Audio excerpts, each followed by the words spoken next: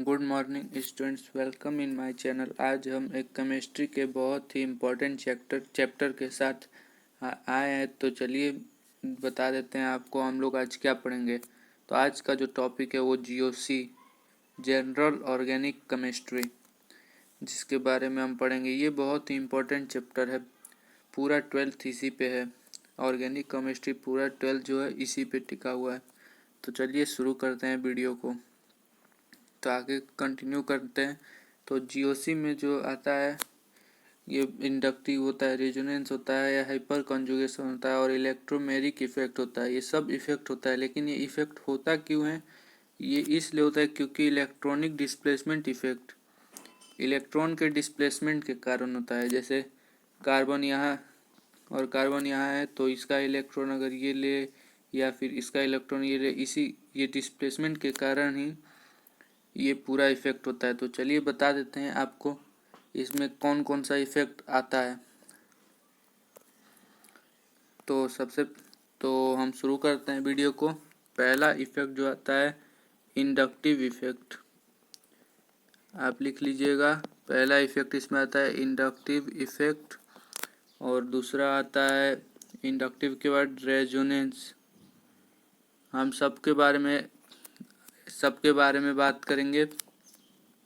Resonance को mesomeric effect भी कहते हैं और मेसोमेरिक इफेक्ट। हम सबके बारे में एक एक करके बात करेंगे। पहले आप लिख लीजिए इंडक्टिव, फिर रेजोनेंस, और फिर तीसरा आता है, तीसरा जो third one, hyper conjugation. Hyper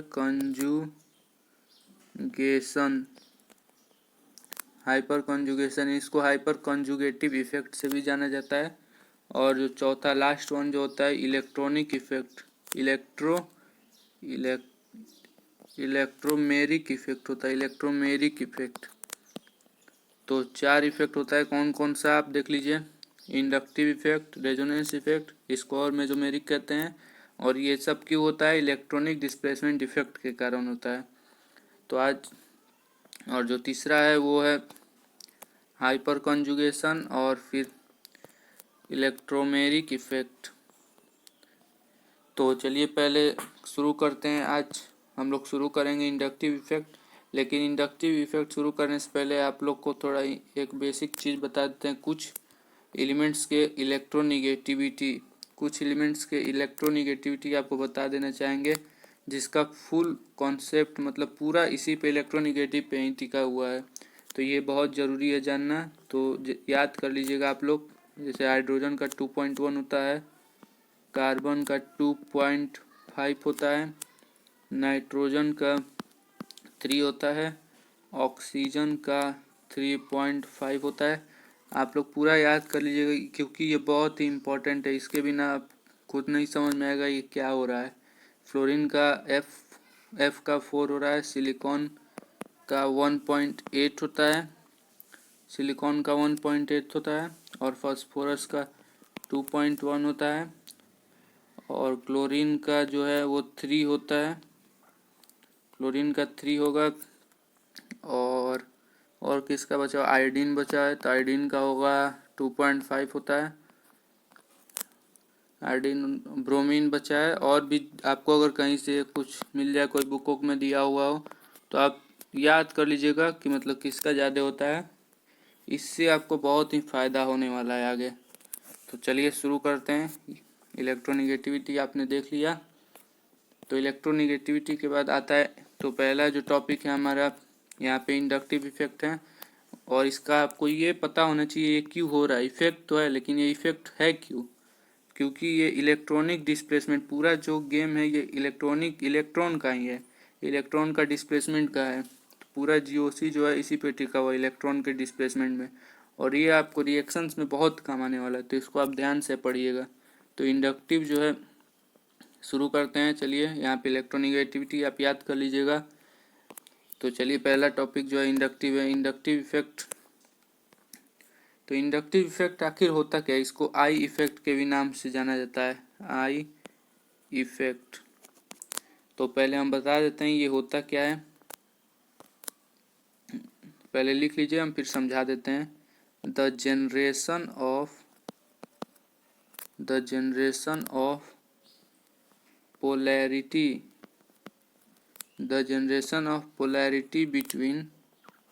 between a carbon non-polar bond due, पहले आप लिख लीजिए तब हम आगे बताते हैं। The generation of polarity between a carbon, ये कार्बन लिखा हुआ है, 2 कार्बन है, carbon non polar bond due, आगे लिखते हैं due to attachment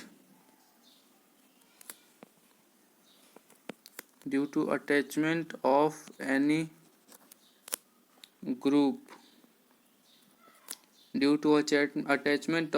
group or atom which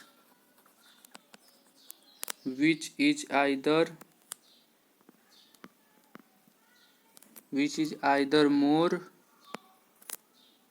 electronegative और लेस इलेक्ट्रोनिगेटिव। देखिए इलेक्ट्रोनिगेटिव आ गया, तो अगर आपको नहीं पता रहेगा कि इलेक्ट्रोनिगेटिव किसका ज़्यादा है तो आप नहीं कर पाइएगा, तो इसको याद रखिएगा।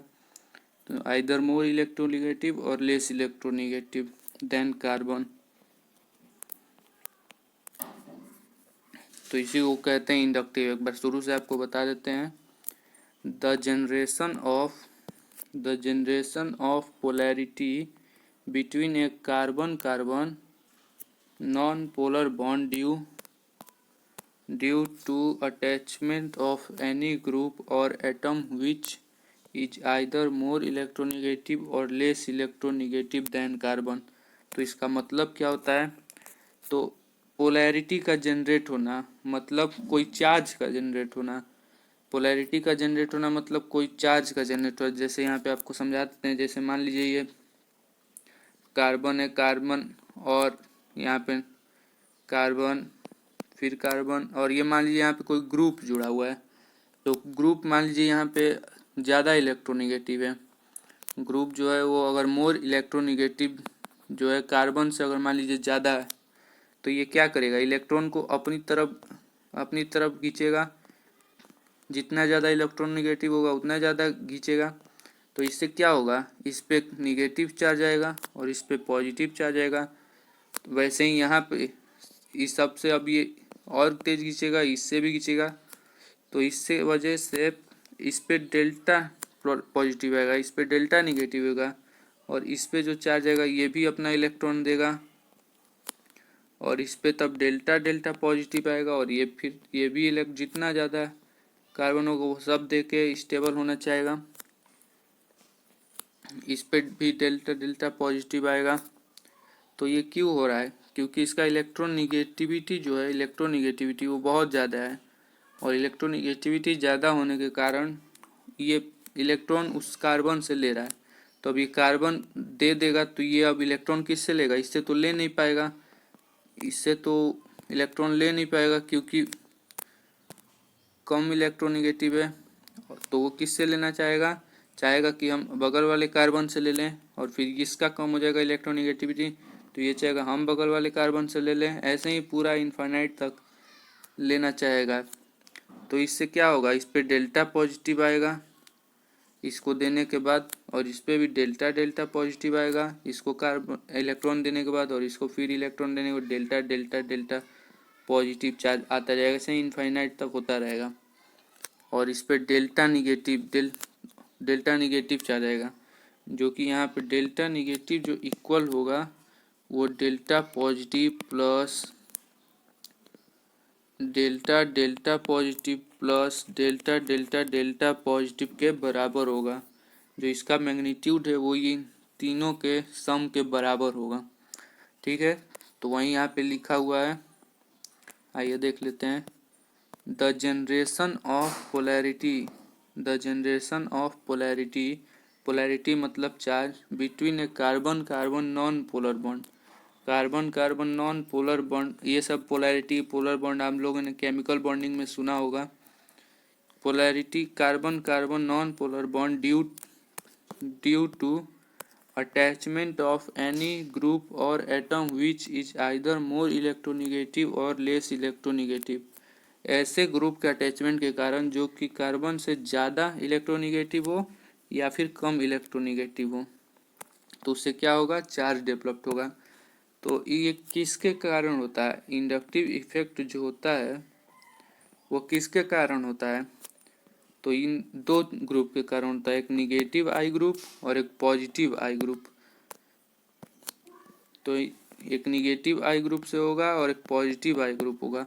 तो निगेटिव आई ग्रुप कौन क्या होगा, जो ज़्यादा इलेक्ट्रोनिगेटिव होगा, और जो पॉजिटिव आई ग्रुप है वो क्या होगा, जो लेस इलेक्ट्रोनिगेटिव है। इसका ज़्यादा इलेक्ट्रोनिगेटिव होगा, इसका कम, किससे कम होगा, इलेक्ट्रोनिगेटिव तो कम होगा, किससे कम होगा, तो ये किससे कम होगा, कार्बन से कम होगा, कार्बन से इलेक्ट्रोनिगेटिव कंपैरिजन कर रहे हैं। तो चलिए और आगे देखते हैं।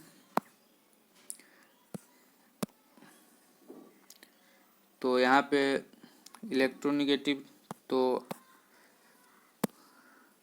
फ्यूचर्स ऑफ इंडक्टिव इफेक्ट के क्या फ्यूचर्स हैं, कुछ फ्यूचर्स होंगे इंडक्टिव इफेक्ट के, क्या हैं, तो वो बात कर लेते हैं। पहला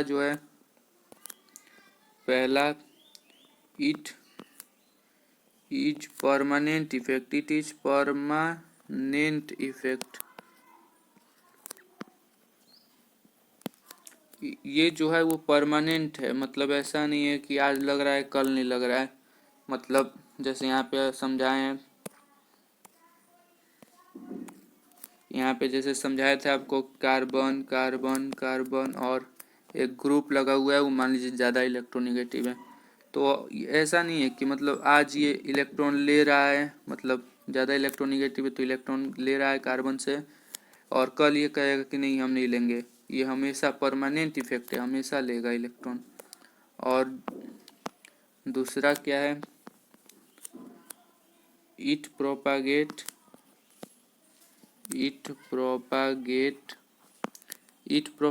वाया सिग्मा बॉन्ड, ये हमेशा सिग्मा बॉन्ड में रहता है, मतलब ये हमेशा जो है वो सिग्मा बॉन्ड में रहता है, मतलब यहाँ पाई बॉन्ड नहीं रहेगा, डबल बॉन्डिंग, हमेशा ये सिंगल बॉन्ड में ही होता है। यहाँ पे हमेशा देखिए हर जगह sigma bond sigma bond sigma bond, ये हमेशा सिग्मा बॉन्ड के थ्रू होता है। सिग्मा बॉन्ड हम लोग पढ़े होंगे, इससे ज़्यादा समझाना नहीं है, बस आप याद रख लीजिएगा, ये सिग्मा बॉन्ड के प्रोपागेट करता है, प्रोपागेट वाया सिग्मा बॉन्ड। तीसरा point, it decreases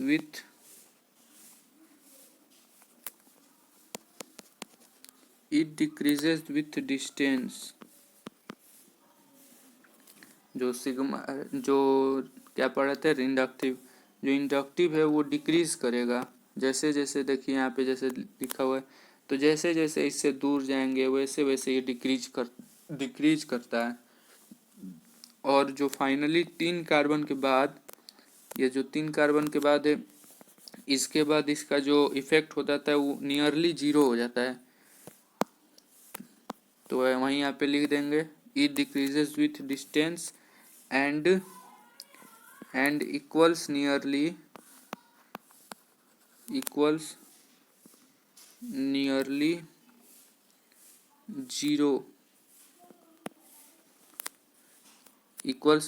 0 after 3 carbon. It decreases with distance and equal nearly 0 after 3 carbon, ठीक है। तो चलिए आगे बढ़ते हैं। फोर्थ इसका क्या हो, it is due to partial shifting of electron के पार्शियल शिफ्टिंग के कारण होता है, ये फोर्थ पॉइंट है, ठीक है। तो ये क्यों होगा, तो यहाँ पर देख लीजिए, यहाँ से इलेक्ट्रॉन जो है वो पार्शियल क्या देगा, इलेक्ट्रॉन देगा, और ये भी इलेक्ट्रॉन देगा। ये क्या हो रहा है, इलेक्ट्रॉन का पार्शियल शिफ्टिंग हो रहा है। तो इसी के कारण ये इफ़ेक्ट होता है। चलिए तो ठीक है, आज के लिए बस इतना ही रहने देते हैं। कल से हम शुरू करेंगे इंडक्टिव इफेक्ट के बारे में और बातें। आज तो कुछ बेसिक बातें थी, इंडक्टिव इफेक्ट होता क्या है और उसके कुछ फीचर्स। तो अगर आपको हमारा वीडियो पसंद आ रहा है तो आप हमारे चैनल को सब्सक्राइब करिए और लाइक करिए और दोस्तों को भी शेयर करिए। धन्यवाद।